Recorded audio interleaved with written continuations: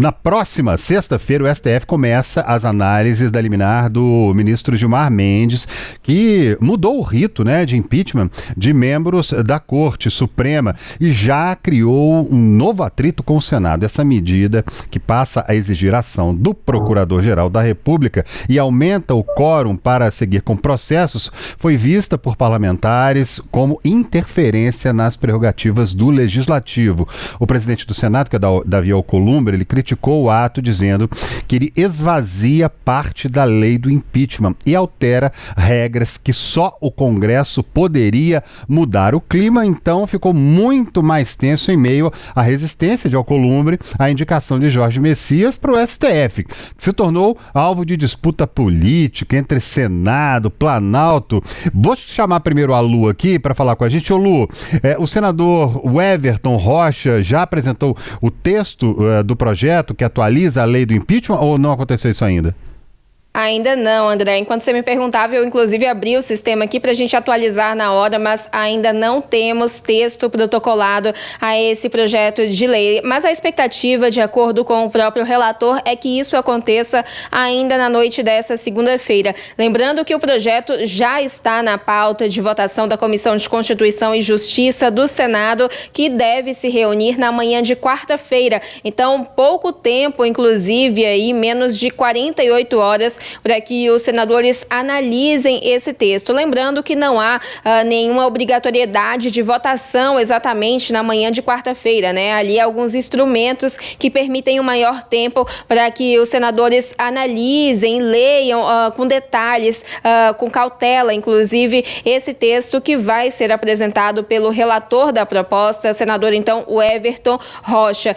A gente lembra também que, apesar do momento da análise que pega essa decisão recente do ministro do STF, Gilmar Mendes, e o início na sexta-feira do referendo, né? A gente pode usar essa palavra, do referendo ou não da decisão de Gilmar no Supremo Tribunal Federal, o projeto de lei que vai ser analisado pela Comissão de Constituição e Justiça, como prevê a pauta, esse colegiado do Senado, ele não foi protocolado agora. Ele é um texto de 2023, assinado pelo ex-presidente do Senado, Rodrigo Pacheco, do PSD de Minas Gerais.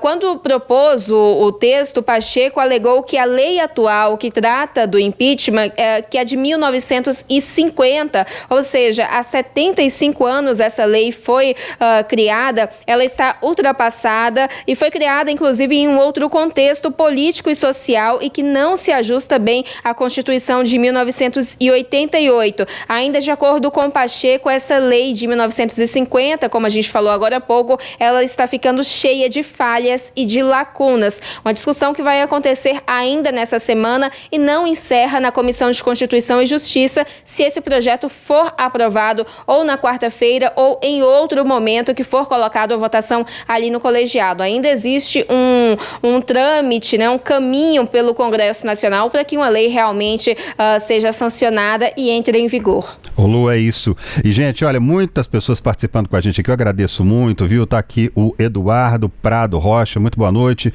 Ele disse que o candidato da direita que teria alguma chance de disputar a eleição com Lula seria Tarcísio de Freitas e Flávio Bolsonaro. Ele diz aqui, e logo abaixo também ele diz o seguinte: o ministro Alexandre de Moraes, ele está dizendo, ganhou um prêmio de uma revista britânica como o maior protetor da democracia do mundo inteiro. Agradecemos aqui também a todos que estão participando, o pessoal mandando muita bandeirinha verde e amarela aqui, bandeirinha do Brasil, em homenagem à possível pré-candidatura de Flávio Bolsonaro. Outras pessoas dizendo também, fora família, muita gente participando com a gente. Agradeço muito. Vota na nossa enquete também. Aproveita você que tá junto com a gente aí, ó.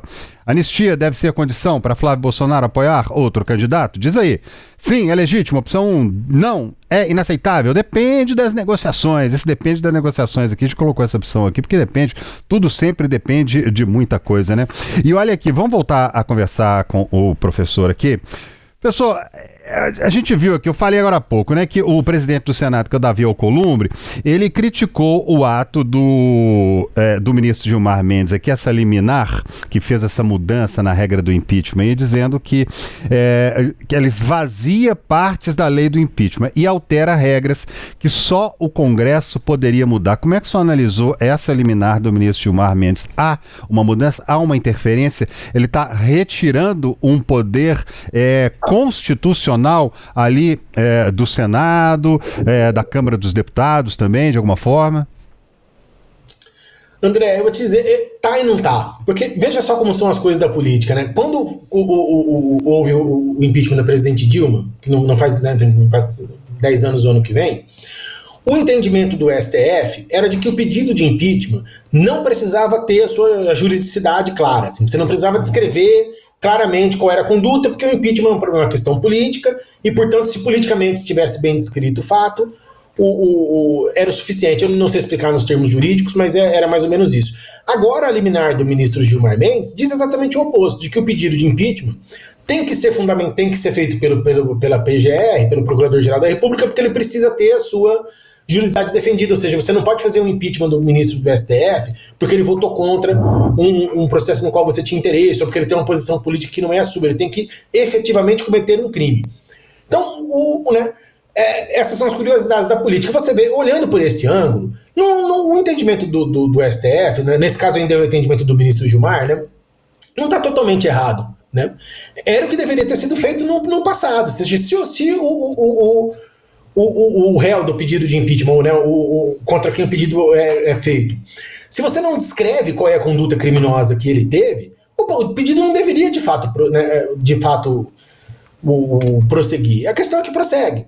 Né? E os ministros do STF estão sentindo essa articulação política, estão sentindo que o clima no Senado está ficando pesado para eles e estão querendo se proteger. Então essa segunda parte aí é que eu acho que talvez seja um problema político que vai reverberar na sociedade. Você vê como muita coisa está ficando complicada, porque o Senado tramando contra ministros do Supremo. Já temos os votos para impeachment se você não fizer o que a gente está pedindo. Não é essa relação que os poderes deveriam ter entre eles. Né? Aí os poderes, aí o Supremo resolve se proteger por conta própria e usa um poder que só eles têm, que é o de interpretar a Constituição, para interpretar a Constituição em causa própria. Quer dizer, é claro que isso vai se tornar um problema político, né? Claro que o Senado vai reagir, a reação é a pior possível, porque depois tem 70 anos que a lei do impeachment existe, eles vão querer mudar a lei de um dia para a noite, não vai acabar bem isso, eles vão fazer mudanças que não são as mais corretas, já está se discutindo alterações no Supremo, que são alterações que só existiram na ditadura, que é aumentar o número de ministros do Supremo, trocar tirar a indicação não ser só do Poder Executivo, também ser do Legislativo, ser da OAB, quer dizer, essas coisas só aconteceram, mudanças desse nível no Brasil, nos períodos de exceção da democracia, 64, na época do Getúlio, na época do Floriano Peixoto. Fora isso nunca existiu. Então você vê o tamanho do problema que isso vai virando e a gravidade, né, o nível de instabilidade que isso causa para todos nós. Então eu acho que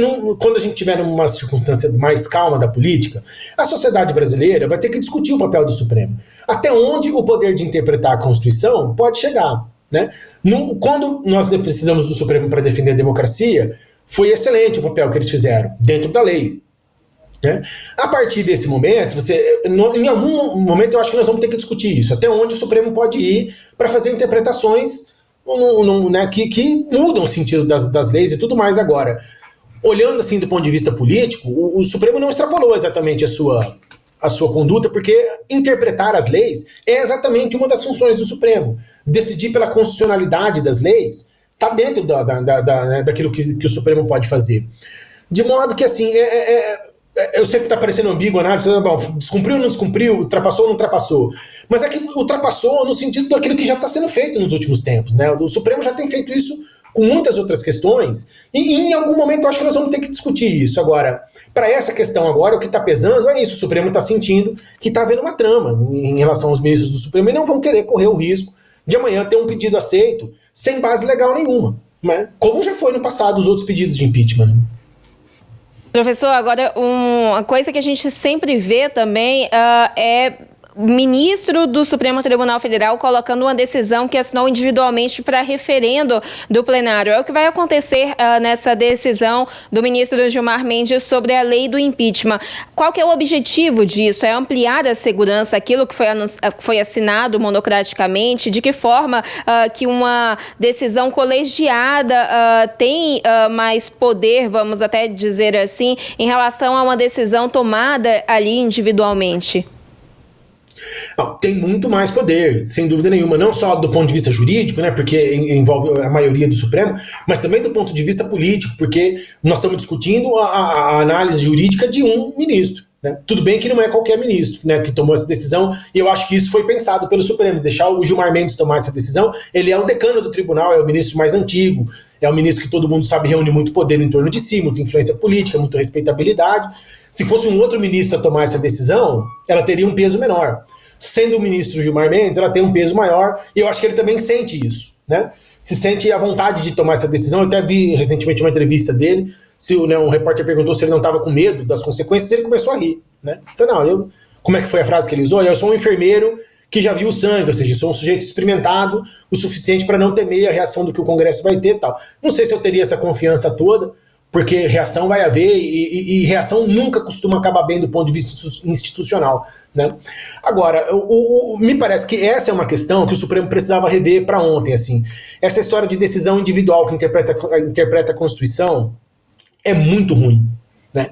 É muito ruim porque muda a jurisprudência do tribunal, causa insegurança jurídica, para quem você nunca sabe exatamente qual é a interpretação que o Supremo vai ter das coisas. Hoje o ministro A está dizendo isso, o B vai dizer outra coisa amanhã, o C vai discordar. Quer dizer, nós estamos falando da Constituição Federal. Né? Quanto mais interpretações seguras nós tivermos do que é a lei, de como que ela deve ser recebida pela Constituição, mais as instituições se assentam do ponto de vista político. É muito ruim ficar trocando de posição toda hora. Houve um tempo no passado que o STF só tomava decisões colegiadas. Eles não eram obrigados a fazer isso, mas faziam isso em nome dessa governabilidade, dessa segurança institucional que a decisão coletiva dá. Né? De uns tempos para cá, os ministros pararam de agir dessa forma e estão agindo de maneira individual. Foi assim agora, em alguma medida também é assim em relação ao ministro Alexandre de Moraes, é assim em relação ao ministro Dias Toffoli, com os processos que ele está tomando, tem sobre ele, uma parte da Lava Jato, agora esse do banco, desse banco que veio à falência, esqueci o nome agora, enfim. E isso está causando uma certa instabilidade que não é boa para o Brasil. Então eu acho que isso o Supremo poderia muito bem rever antes que o Congresso faça ele próprio, porque aí é mais um problema institucional. Né? Um poder interfere no direito do outro de decidir, e o interferido agora vai fazer o mesmo em relação ao que interferiu. Quer dizer, tem tudo para dar errado isso. Né? Isso está causando uma certa instabilidade que é ruim para o Brasil, eu acho. Agora, eu entendo o que o Supremo está fazendo, porque eles estão sentindo que, hora ou outra, esse pessoal mais radicalizado, que tem voto, vai acabar, né, causando uma crise política, passando um pedido de impeachment no Senado, e aí vai fazer o quê? Né? Passa o pedido nos moldes do que já foi. Quer dizer, olha o tamanho da crise política que isso vai virar. Né? Zé Moacir de Freitas Júnior, professor de Ciências Sociais, mais uma vez, muito obrigado. Já tomamos muito seu tempo aqui. Obrigado pela nossa conversa, pelo nosso bate-papo, pelas explicações, pela aula que você sempre dá aqui pra gente. Obrigadão, até a próxima. Eu que agradeço, André. Estou sempre à disposição. Obrigado pela confiança. Boa noite. É isso aí, vamos lá.